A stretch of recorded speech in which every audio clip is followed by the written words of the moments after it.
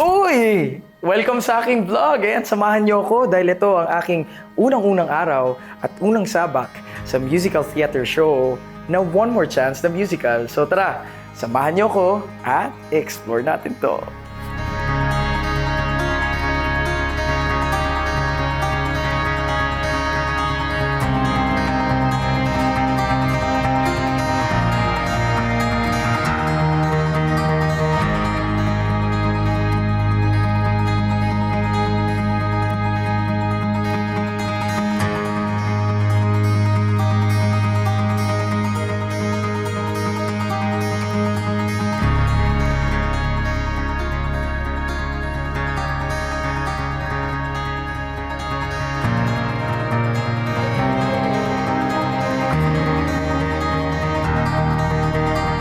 Isa lang yun sa mga part when you're rehearsing for a musical.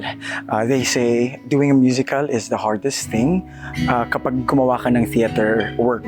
So I admire everyone na nag-pour ng effort to really teach me dun sa moment na yun. So thank you very much Chang, Paji, and the rest of the team OMC kasi really I am learning. I learned a lot from this musical. So, yeah. Whew. Let's go!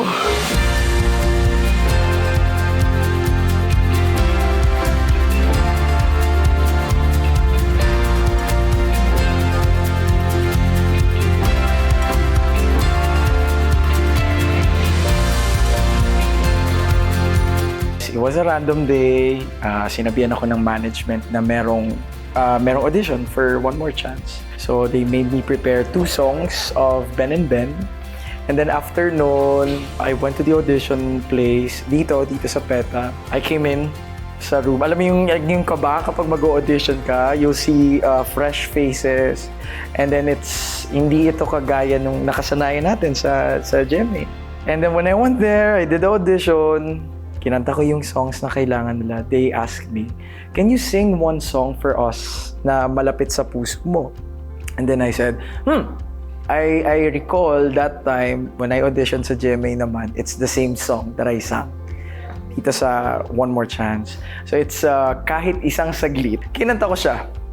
Pagkanta ko, dahil walang preparation to the song, pumiyok ako.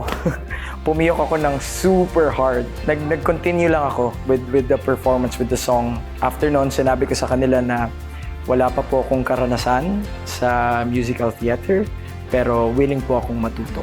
And then I went home. And then kinagabihan, they said, I got in!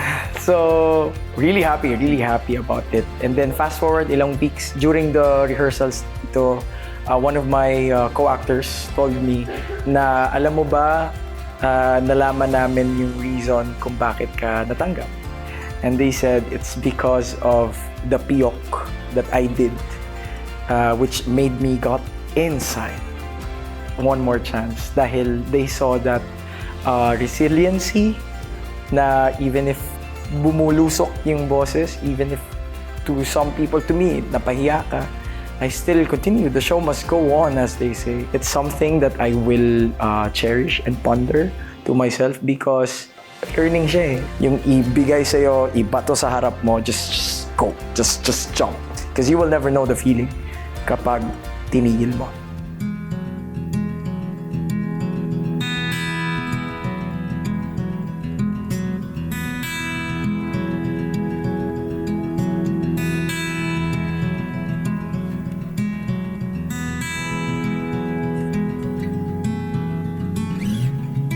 Meron kasing nakasanayan, marami akong natutunan with the television work. Na ganito siya, ito yung ways, ganyan. And then at one point, when I joined, para kang isda na nasa aquarium. And then nilagay ka sa Pacific Ocean. And yung isdang yun, goldfish. It's a surreal moment. It's a roller coaster of emotions. Maraming times na nakikita ko yung sarili ko nakatulala na lang sa gilid. Kasi kaya ko ba to? Ganun siya eh.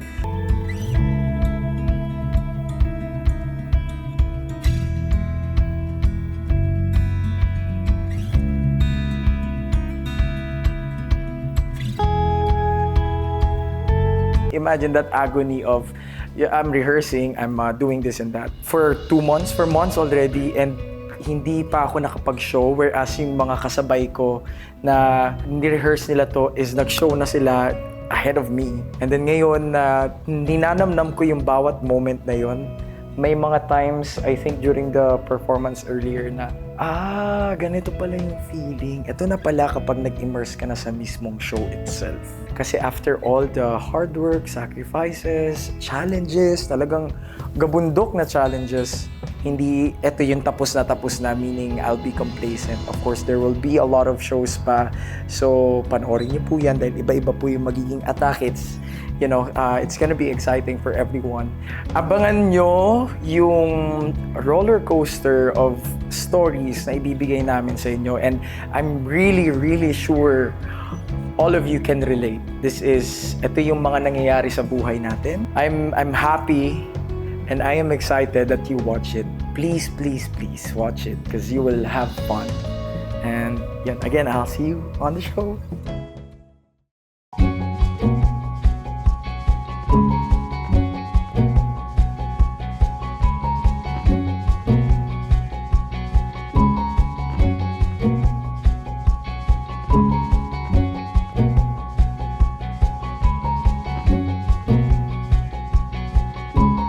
Salamat, tingnan nyo, ang dami-dami nyo po. Thank you so much sa pagtanggap sa aming version of One More Chance. And we give so much respect to the original. And I hope everybody else loved it. Maraming salamat po. Sana ay patuloy kayong manood. Siyempre, iba-iba yung mga pairings, a different experience kapag iba yung pairing. So, maraming salamat po sa suporta. Umpisa pa lang namin na yung first run pa lang nag-sold out. So, ito, dinadagsa pa rin ng marami. We're very, very thankful. Sana ay na-enjoy nila. Hello po sa lahat ng mga friends natin dyan, mga kapuso. Manood po kayo ng One More Chance. Until October 27 po kami. Ako po si Jay Gonzaga, gumanap ng Mark. And sana po magkita-kita po tayo sa teatro. Expect nyo pong tumawa kayo, masaktan, umiyak, at maraming emosyon ang mararamdaman ninyo kapag nanood kayo ng One More Chance the Musical. Kaya manood na po kayo. Ayan mga kapuso, maraming salamat po sa panonood ng One More Chance the Musical. Salamat sa panonood ng YouTube video na ito. And thank you very much to everyone that is supporting the show. Thank you, Team NMI. Yes, thank you. And to my handler, thank you very much. Woohoo! And to the entire Sparkle team, thank you very much for the support. And maraming salamat po sa lahat ng bumubuo ng One More Chance sa PETA Theater. I love you guys. Thank you very much for welcoming me dito sa napakasayang mundo ng musical theater. So, thank you very much and I will see you on my next video. Bye-bye.